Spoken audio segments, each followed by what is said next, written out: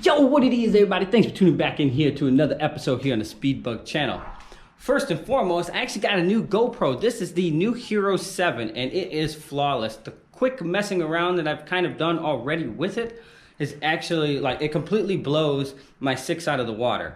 Now, I know it's not like a DSLR or anything like that, but for small action sports to have the whole camera and everything just all in the palm of your hand, you know, just like that, I can't beat it. So, and the step from the 5 to the 6 with the optical stabilization, or the digital stabilization, excuse me, and from the 6 to the 7, it's a game changer. So, as well, they've also said that they fixed a lot of the audio. So, obviously, when I'm reviewing this, and I hope you guys have better audio and stuff like that, because it has definitely been one of the complaints they've been working on to make sure that I can always get better audio to you guys.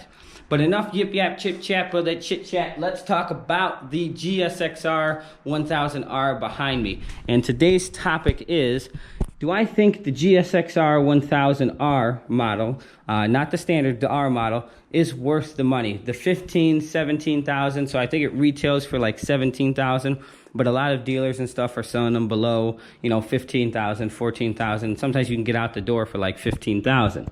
And overall, just let me first and foremost say, do I think it is worth the money? And I think it's worth absolutely every bit of the penny. And the reason being because I think there's only one bike that's actually going to compete with this specific bike for this price point that's just as good, and that is going to be the ZX10RR. Now, there's a few differences, obviously, between the two. One is Kawasaki and one is Suzuki. But they both have the BFF front suspension, the quick shifters and stuff like that. But I still think dollar for dollar value, because on the RR, a lot of dealers aren't coming down on a lot of those prices, or they're coming down a little bit more on Suzuki. And I think Suzuki is just offering a lot more rebates, giving 0% financing, just enticing the end user and the buyers that are going to be possessing these motorcycles to really, Suzuki is enticing them with these great deals and financing from the manufacturers to get these bikes moved and these units moved into individuals' hands and riders' hands, so that they can go be hoonigans, go clown, go racing, do whatever it may be. Now, you've seen in a couple other videos that I've mentioned, and where this bike stood in parts where I thought it was with the BMW, and how it was pretty much my favorite motorcycle, but the BMW is obviously twice the cost. Now, given the fact that if, like I mentioned in other videos before, if cost is a limiting and prohibiting factor for the individuals that are purchasing this bike or the BMW, well, dollar for dollar, I think hands down, this is a much better buy, absolutely. But of course, overall, the BMW is a better bike, but it's also double the price. So you kind of sometimes have to weigh things out. What are you going to do with the bike? You could buy this bike, keep it stock, ride it, race it, do whatever. Or you could buy this bike again if you were going to try and buy the BMW, and then you can completely just go all out, balls out, and have a complete race bike or whatever else that it is that you want to do. But let me focus a little bit more back here on this bike specifically. So the money and the value that you get with the horsepower and the torque and everything else, and the technology, the VVT, the comfortability, the riding angle, the seat height, everything, whether it's raised, lower, and the performance that you get. Now, again, there are some things that the Suzuki does lack, absolutely. Like, a lot of people complain that they don't like the brakes, or Suzuki hasn't been known to have the best brakes. Well, Ducati has really good brakes, but it doesn't have comfortability. So if every bike, again, was a home run, you wouldn't really have anything to really improve on.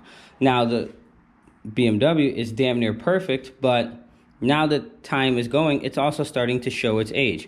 And this bike, you're going to get a lot of great things, and you're going to get a lot of things that aren't maybe up to what you consider par, that maybe you liked better on a CBR or another Ninja or another Yamaha. Now, jumping into the CBRs and the Yamahas, as a street bike, GSXR, hands down, in my opinion, wins all day. But now, if you're trying to, and as an all-around bike, but if you're trying to go for more of a track bike, then you have to go to the R1 and the R1M. But on the standard R1, I think for 18 or 19, now the quick shifter comes standard, I believe. but don't quote me on that. But all of the other years, it didn't. If you got the R model, no matter what, you got the quick shifter, you got the fully loaded, balls to the wall, beans of the motorcycle, everything that you wanted came with it. Reliability is unquestionable, unheard of, usually top notch with Suzuki.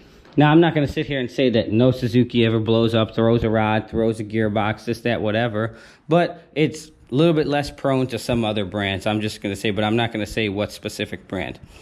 Overall, this is just my synopsis, my opinion. I've had 5 or 6 of them, different years, different generations, and no real hookups excluding maintenance or anything like that. Traditional standard maintenance, it doesn't matter if it's this bike, Ducati, Yamaha, Honda, Cowie, this, that, whatever. You're always going to have maintenance to do for the bike. And if you neglect that maintenance, well, the bike is going to neglect you, and it's going to leave your ass stranded on the side of the road, and you're going to be the one holding your ass with your thumb up trying to catch a ride on the next tow truck when he has to come and get you. But again, if you take care of your maintenance and everything like that, I see no reason, no question, nothing in my mind that this bike will absolutely suit you 100% if you think that it's worth the money. And I do believe that it's worth the money, and I would vouch for this bike in all categories. Now, I'm not going to say, like I said, it's not the best bike in everything, but it definitely crosses the T's and dots the I's with capital letters, even if I need so, in almost all of the categories. You can race this bike, you got great power and everything, ride it to the track, race it at the track, and ride it home, as long as you take care of that maintenance. So, but I think that's going to wrap it up here for today's video. I hope this video was informative. I hope you guys liked what you saw. If you liked it, make sure you smash the like button. Of course, Facebook, Instagram, at the Speedbug, same name here as YouTube. And we will see all of y'all for another episode here on the Speedbug channel. Oh, almost forgot my sunglasses. Peace.